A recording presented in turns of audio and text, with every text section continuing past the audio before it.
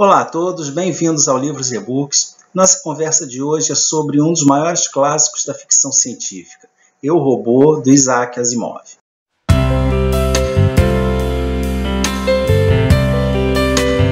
Essa foi mais uma leitura conjunta com os canais Universo Particular, do Francis Marques Oliveira, e Portão Literário da Ledocena. Não deixe de assistir também as resenhas desses dois canais, que eu vou deixar os links aí embaixo. Eu nunca fui um grande apreciador de ficção científica, especialmente essas voltadas mais para esse lado tecnológico, né? Então, quando eu comecei a leitura desse livro, eu não estava com grandes expectativas, mas me surpreendi e muito positivamente, porque eu gostei muito do livro, achei bastante interessante, esperava uma coisa mais fria, mais impessoal, e não foi isso que encontrei. No decorrer aí da minha vida de leitor, eu sempre esbarrei muito com livros do Asimov, e eu sei que ele, juntamente com Arthur Clarke, são os grandes nomes, né, os papas aí da ficção científica, mas nunca realmente tive interesse em ler as obras deles. E recebi então o convite, comecei a fazer a leitura e, como eu disse, eu me surpreendi. O tema dos homens artificiais, que normalmente entram em conflito com os seres humanos verdadeiros, sempre esteve presente aí na história da humanidade. Lendas muito antigas, como o Golem da cultura judaica, ou até mesmo algumas lendas indianas muito antigas, já falam de autômatos, né? Tanto animais quanto seres humanos. E essas criaturas normalmente sempre foram vistas em situação de confronto com o ser humano, de revolta, de desobediência, de ataque e destruição. E o Asimov ficou um pouco incomodado com isso. Então ele resolveu colocar a público o outro lado, a outra possibilidade da criação desses seres autômatos, que seria o auxílio para a humanidade em situações nas quais o ser humano estivesse muito exposto a riscos ou até mesmo não pudesse realizar tal tarefa.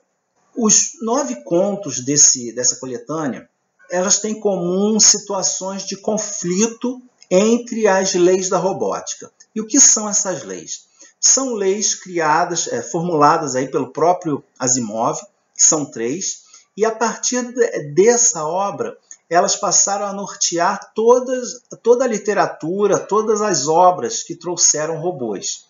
E elas, em resumo, dizem que um robô não pode ferir ou deixar que um ser humano se fira, ele não pode desobedecer de forma alguma às ordens de um ser humano, exceto quando em conflito com a primeira lei, quando isso exponha algum ser humano a risco.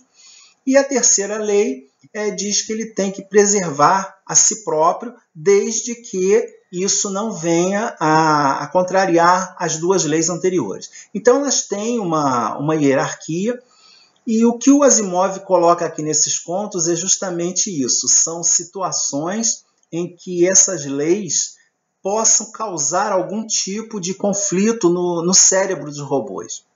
Paralelamente a isso, nós vemos também o desenvolvimento da robótica, da tecnologia de uso dos robôs, primeiramente para atividades mais corriqueiras e depois para situações já de exploração espacial, de controle mais amplo, né, de situações em que o ser humano já não tem mais essa capacidade tão precisa, já precisa de uma precisão maior e o ser humano não possui mais, já extrapolou a nossa capacidade cerebral, digamos assim. A primeira história se passa em 1982 e a última em 2052.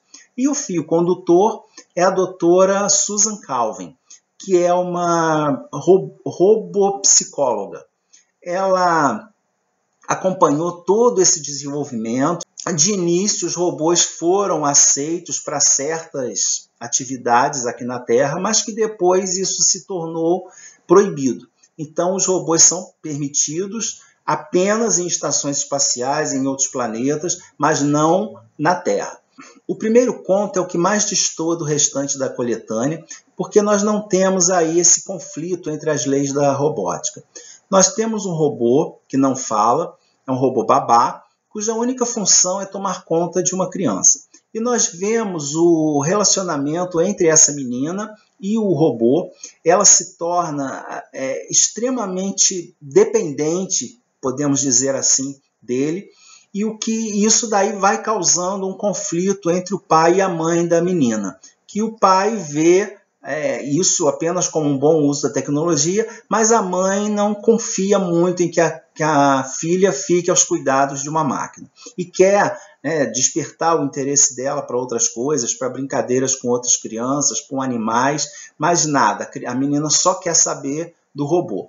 O que eu achei interessante também nesse conto é que, guardadas as devidas proporções, é mais ou menos o que está acontecendo hoje em relação às crianças, né? Que você não consegue mais tirar a criança da frente do celular ou do computador, porque ela já não se interessa, muitas crianças já não se interessam mais por brincar, por brincadeiras físicas com outras crianças, ou não se interessam também por animais, que é normalmente um chamariz muito grande para crianças pequenas. Então, até nisso, Asimov também já foi bem aí precursor, né, do que poderia estar acontecendo, um visionário mesmo. A partir da segunda história, nós já temos mais forte essa questão do conflito entre as leis da robótica. Os cérebros dos robôs, chamados cérebros positrônicos, são individuais e criados de acordo a obedecerem cegamente a essas leis da robótica. Só que isso às vezes pode causar algum problema, dependendo de alguns detalhes, algumas situações, podem causar conflitos aí nos circuitos cerebrais desses robôs. No conto Razão, por exemplo, é extremamente interessante que nós vemos um robô que ele questiona a sua criação pelos seres humanos, porque ele não poderia ser criado por um ser inferior a ele.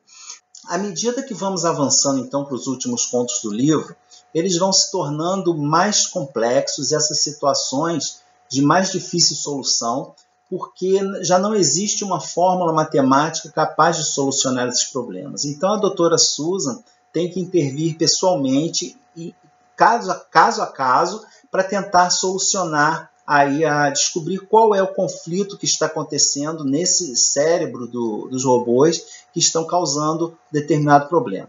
No conto, por exemplo, Evasão, nós temos a disputa entre duas empresas, as duas mais poderosas desse ramo, pela construção do propulsor hiperatômico, que seria um equipamento que permitiria as viagens interplanetárias através das dobras espaciais.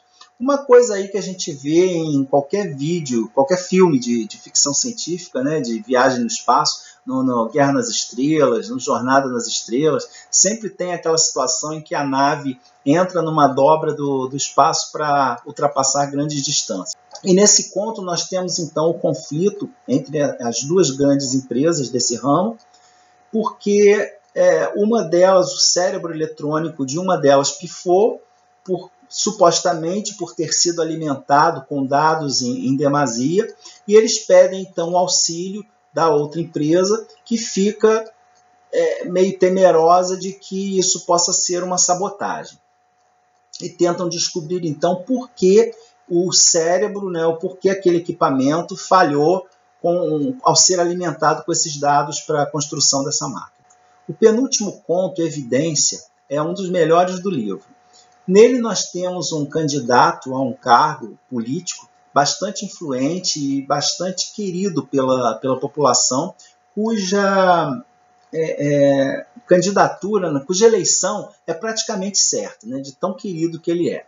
Só que os rivais o acusam de ser um robô disfarçado, baseados em dois fatos. Ele nunca foi visto dormindo nem comendo. Então, já que ele não tem necessidade, né, já deduzem daí, como ele não tem necessidade de alimento e de sono, ele seria um robô. Por isso, ele seria tão perfeito. Então, a doutora Calvin é chamada para lidar com ele, para tentar descobrir realmente se ele é um robô ou não. E o último é também o mais complexo, mas também o mais cansativo de se ler. Nós já temos aí esse mesmo personagem, né, que ainda era um candidato nesse nesse conto anterior. Agora ele já é o coordenador mundial, que o mundo já não se divide mais em países. São blocos de aglomerados de países que cada um é coordenado por um cérebro eletrônico, cuja função seria gerenciar os bens físicos, né, as riquezas daquela região do globo, e fazer aí as trocas necessárias com as outras regiões e manter o sistema funcionando. Então não tem mais necessidade de guerras, não existe mais fome, todas as necessidades básicas do ser humano em todo o planeta estão sanadas graças ao funcionamento perfeito desse gerenciamento dos robôs. Ao mesmo tempo, porém, o ser humano não tem mais como controlar. O mundo está literalmente controlado pelos robôs, graças a as leis da robótica. Eles não se revoltam, mas começam a surgir aqui e ali pequenas divergências, pequenos probleminhas que não poderiam acontecer, porque já que os robôs são criados para funcionar de forma muito mais perfeita que o ser humano, esses erros, esses pequenos erros, apesar de não incomodarem, de não serem coisas muito gritantes que causariam um impacto muito grande mundialmente, eles não poderiam acontecer. Então, mais uma vez, a doutora Susan é chamada para tentar descobrir o que está acontecendo e colocar as coisas aí nos eixos, né? Os contos desse livro, então, dão um panorama muito bom sobre a história, sobre o desenvolvimento da tecnologia robótica ao longo da história, e tem continuidade depois em outras obras do Asimov. Ele escreveu vários livros utilizando o tema dos robôs, e então é um bom ponto de partida para quem, como eu, não conhece a obra do autor e tem assim então condição de começar de uma forma mais suave, e se ambientando aos poucos com todo esse mundo, essa tecnologia aí dos robôs e da conquista espacial. Enfim, gostei bastante do livro, saí da minha zona de conforto, tirei aquela ideia de que a literatura de ficção científica seria uma coisa fria e de difícil acesso, de difícil assimilação. Não, é um livro super rápido, muito gostoso de ler, muito interessante, te mantém realmente preso nas histórias, e provavelmente eu vou querer ler mais coisas, sim, de ficção científica no futuro. Então, eu vou ficando por aqui, agradecendo mais uma vez aos meus amigos o convite para fazermos essa leitura conjunta. Vão ter mais aí para o futuro. E não deixe, então, de visitar os canais, que eu vou deixar os links aí para vocês também verem os vídeos dos colegas. Tá bom? Então, por enquanto é só. Eu vou ficando por aqui. Até o próximo vídeo. Tchau, tchau.